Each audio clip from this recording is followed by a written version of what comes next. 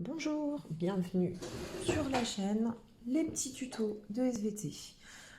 Aujourd'hui, je vous apprends à bien faire la distinction entre une cellule haploïde et une cellule diploïde.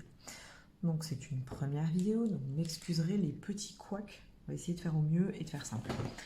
Bon, pour que vous compreniez bien, j'ai décidé de prendre l'exemple des cellules humaines parce que ça vous parle davantage. On est bien d'accord que mes schémas seront moches et vite faits, et que les chromosomes ne seront pas représentés de manière correcte, puisqu'aujourd'hui je ne vais pas les faire très dodus pour montrer la condensation de l'ADN. Je vais simplement faire des espèces de petits bâtonnets tout fins, puisque le but c'est de comprendre ce qu'on appelle une cellule diploïde et ce qu'on appelle une cellule haploïde. C'est pas de faire des beaux chromosomes. Bon. Chez l'humain, vous le savez depuis le collège, il y a 46 chromosomes dans les cellules somatiques. Et les cellules somatiques sont des cellules diploïdes.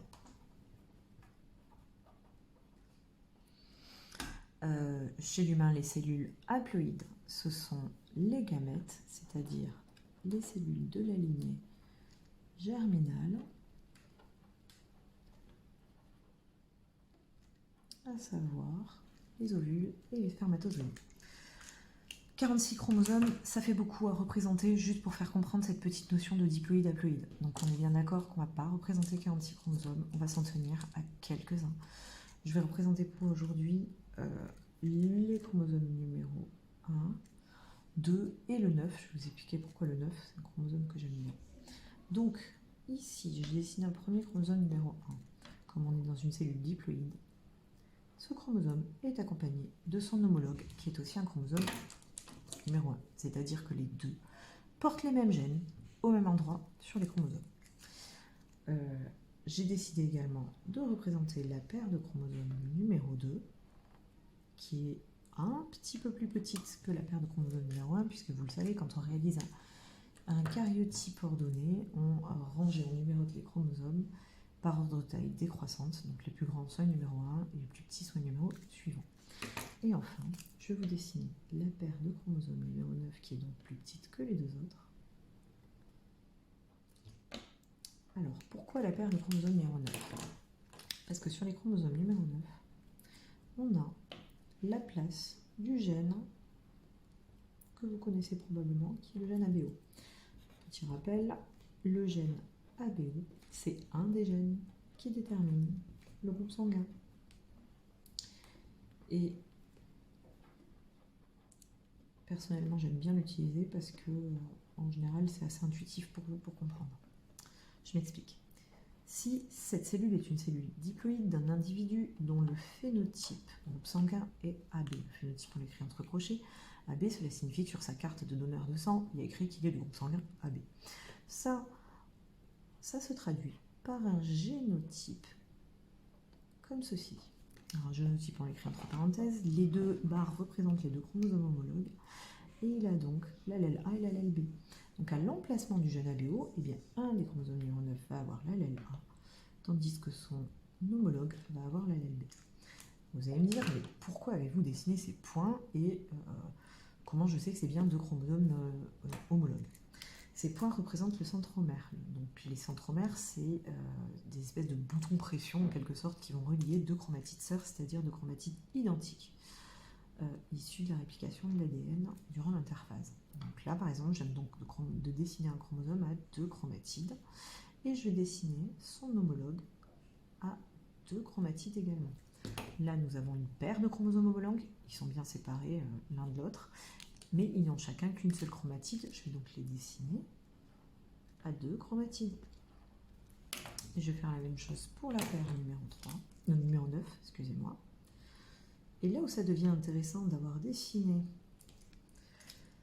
les allèles du gène ABO, c'est que je vais pouvoir bien comprendre à quoi ça sert ces histoires de chromatides sœurs. Chromatides sœurs, ça veut dire que c'est exactement la même information génétique, à savoir si j'ai l'allèle A sur une des chromatides, j'ai forcément l'allèle A sur l'autre chromatide. Et c'est la même chose ici. Si j'ai l'allèle B sur une des chromatides, j'ai forcément l'allèle B sur l'autre chromatide. On a bien le même gène au même endroit.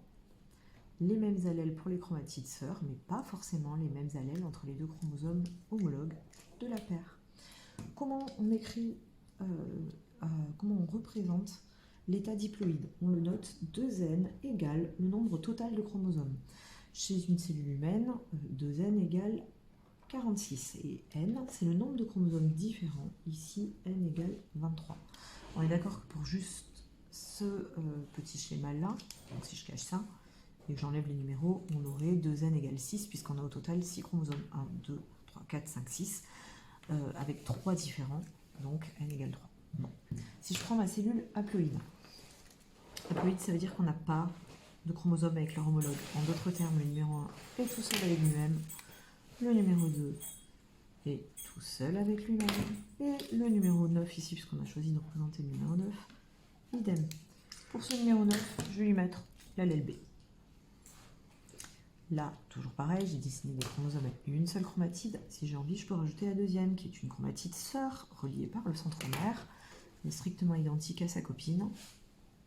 Ce qui signifie, pour le chromosome 9, qui n'a d'intérêt que ce gène qu'on a ajouté, que l'allèle qu'on va dessiner sur la chromatide sœur, c'est aussi un allèle B.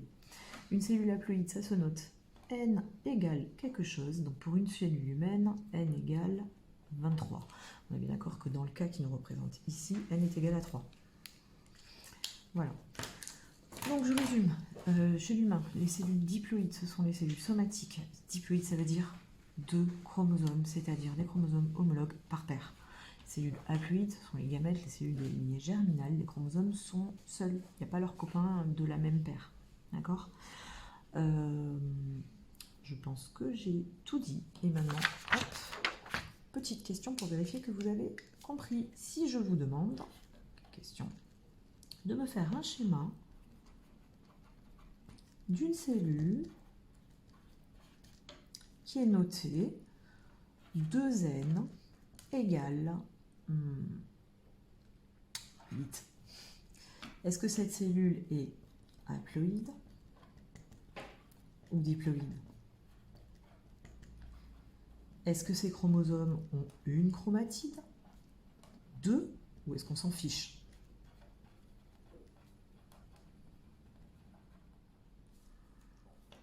Je vous le note, on s'en fiche. Et enfin, combien il y a de chromosomes dans cette cellule?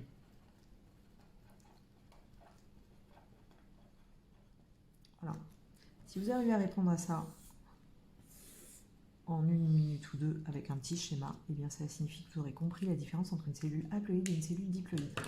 Attention, dernier petit point. Dans les copies, je vois souvent des confusions dans le vocabulaire, à savoir des élèves qui parlent de chromosomes haploïdes et diploïdes. Ça, c'est interdit. Ce n'est pas les chromosomes qui sont haploïdes ou diploïdes, ce sont les cellules. On s'intéresse donc au contenu chromosomique des cellules pour parler de l'état haploïde ou diploïde. Voilà, j'espère que cette vidéo vous a plu et je vous dis à bientôt pour d'autres petits tutos de SVT.